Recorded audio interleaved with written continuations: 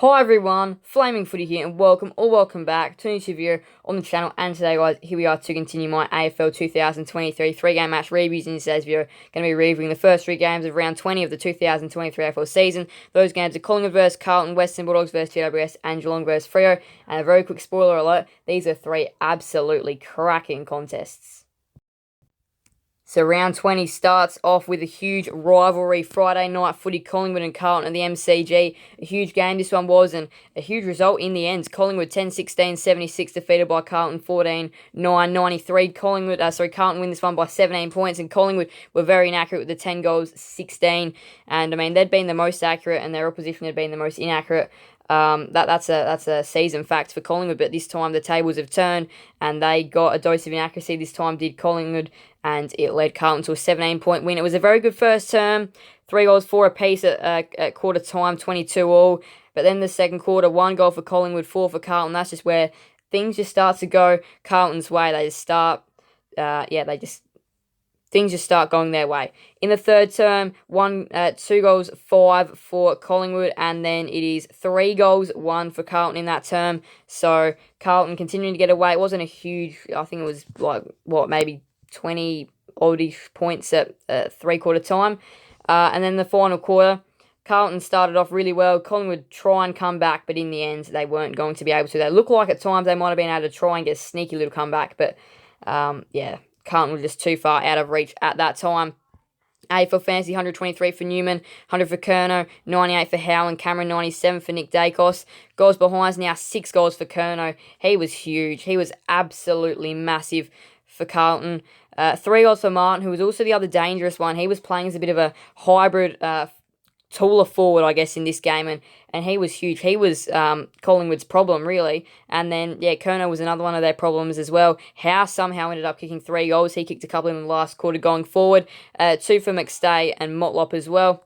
Disposals, 28 for Nick Dacos, who still was the highest on the ground. 27 for Josh Dacos and Newman. 25 for DeGoey. Marks now 11 for Wiedering, 10 for Howe and Newman, 8 for Kemp. Tackles, 10 for Cripps, 7 for Noble, Newman and Doherty. Hit out, 31 for Cameron, 23 for Pitnet, 9 for DeConing, 7 for Cox. Team stats now, it was an extra 4 inside 50s for Collingwood, so they were still sourcing their chances. And again, though, their accuracy, 10-16 to 14-9, does tell a story. But Carlton were good out of clearance, so they won centre clearances 12-13 and stoppage clearances 19-28. They also won contested footy despite the Pies winning uncontested footy. Marks inside 50, though, was Collingwood 18-10 and contested marks. They also won the area. But Carlton nearly led for 3/4 of the game. And look, they were the much better side. They were applying some really good pressure as well. 7-13 tackles inside their attacking 50 does tell a really good story for them. And also the tackle number plus 10 for them as well in general. But look, what a cracking game for this was, and a huge win for Carlton by 17 points.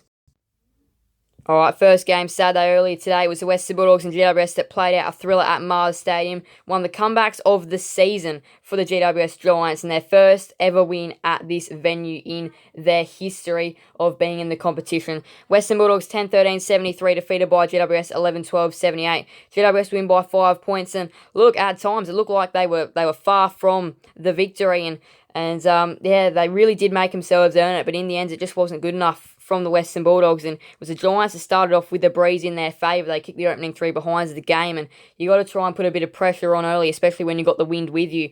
But from there on, it was just the Western Bulldogs in that quarter, and then they got the wind in the second quarter and capitalised. They kicked another 3 goals, and at half-time, this margin was well and truly out beyond 20 points. And then in the third quarter, the Dogs start off really well. They kick the opening goal of the third term. But then from there, it's 1-2 Giants goals in a row. But they end up kicking 6 goals for the term compared to the Western Bulldogs 3 to get the margin back to within single digits at 3/4 time. And then the final quarter, it's only the 1 goal for the Western Bulldogs, and it is 3 more for the Giants. They kicked 3-4 in that term, going against the breeze as well. The Dogs had the breeze. They had their opportunities as well. 1 goal for that term. 1 goal 3 that term. But in the end, it is the Giants that are too strong and hold on for one of the best wins this year. for them, and they've had some really good wins, but this has got to go down as one of the best of them. Tim English, he was the best player on the grounds and definitely looking, to be one of the All-Australian, probably the All-Australian ruckman this year. He's in great form, 153 fantasy, 2 goals, 25 disposals, 8 marks, 5 tackles, along with his 33 hitouts. He was huge.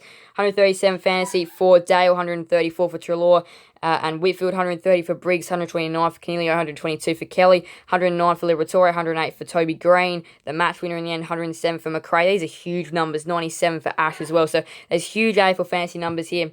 Toby Green kicked 5 goals. He was the reason why they came back into the game. He was so critical, including that essentially match-winning goal. Riccardi was good with his 3 goals as well, and then 2 for English from Treloar.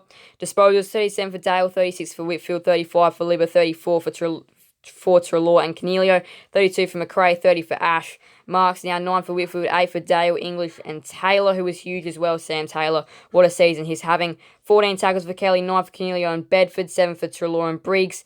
Hit out 33 for English, 27 for Briggs, 12 for Lobb, 11 for Keefe. So very fascinating ruck battle throughout the course of the game. Team stats now is only the extra 1 inside 50 for the Western Bulldogs, 57 to 56. The Giants, so this was the area of concern. Clearance 51 to 35 overall, 11 to 9 centre clearances and 40 to 26 stoppage clearances. The Dogs also won contested footy despite the Giants winning uncontested footy. Marks inside 50, there was an extra 4 for the Western Bulldogs as well. The Dogs did lead for most of the game. The Giants, so really good tackling performance, 67 to 87 in the pressure. They bought that inside their attacking 50, 7 to 22 tackles inside 50. But look, what a huge win this is. This is a giant win at Mars Stadium for the Giants. And the important thing about this win is that they've knocked off another fellow finals contender. And this could be very well the only win that they might need now, and they just need to keep on winning all their winnable games from here to cement a spot in the finals. This is just huge win for their season. Same time, Saturday afternoon, and they did it last year and they've done it again this year. Freo, a huge win at GMHBA Stadium to knock off Geelong, and mathematically they're still alive in finals. They'll have to win every game from here, and they need a real miracle, and they need some ugly losses for those sides around the top 8. But in the end, it was Geelong 9-10-64 to Fremantle 10-11-71.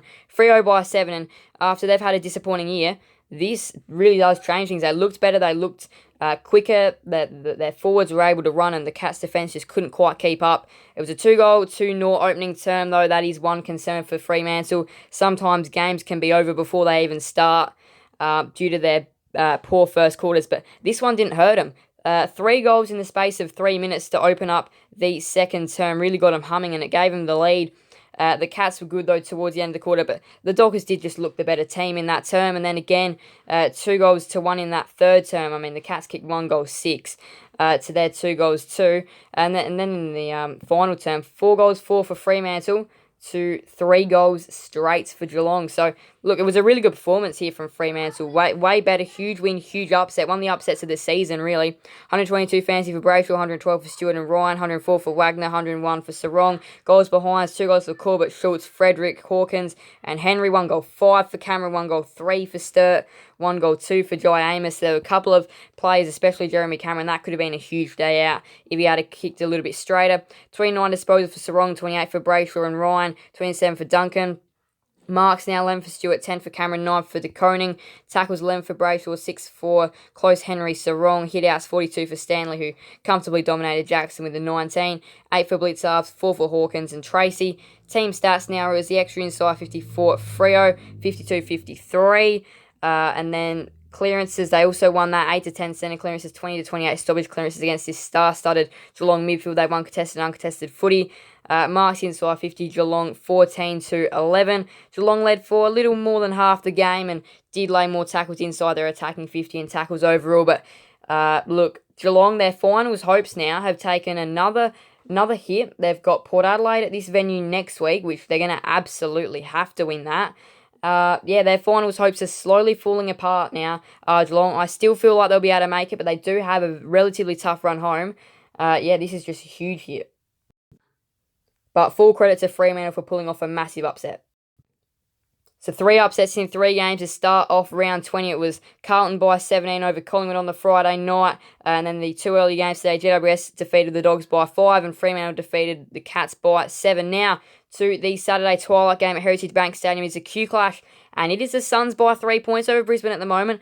Gold Coast 33, Brisbane 30. So it is well and truly game on there, and this is a round which could see many games just go either way. Essendon Sydney on the tonight, Saturday night, 11th versus 12th. Oh, how huge that'll be, and then the showdown, that one should be a cracker.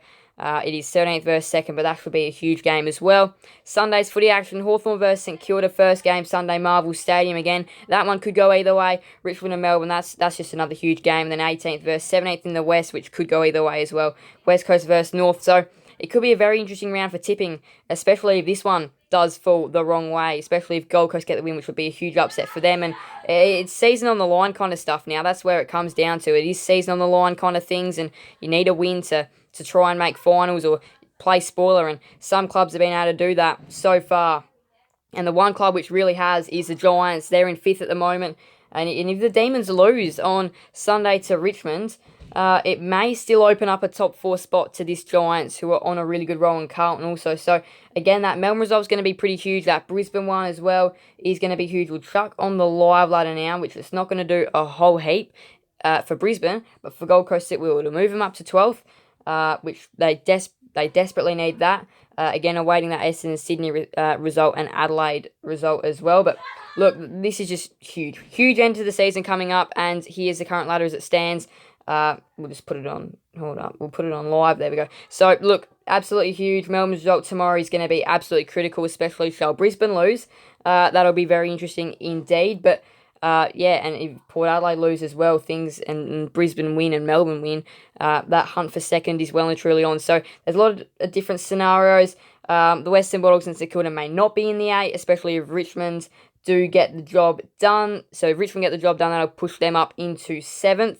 And then, yeah, it'll just be seeing what Essendon can do, really, because that's the only other club which will be able to get in there will be Essendon after the round if they can get the win and some percentage. So it'll be Richmond and Essendon, over to them to see what they can go ahead and do and see whether they can get into the top 8 or not. But look, it has been massive, and it has been huge, and that showdown is going to be huge tonight for Adelaide's finals hopes, and then this Q Clash as well for Gold Coast. So it's coming down to some rivalries now for finals hopes, which was exactly what Friday night was. But anyway, though, what a round to start off the weekend.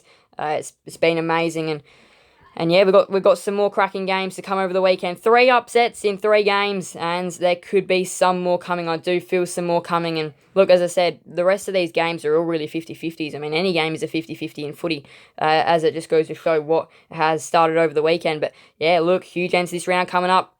Of course, make sure that you subscribe. You don't want to miss any of these 3-game match reviews. Thank you guys so much for watching. Please do make sure to leave a like and subscribe. Hit that notification bell. See you guys never see another video on the channel. Thank you guys so much. Bye everyone. Flame Footy out.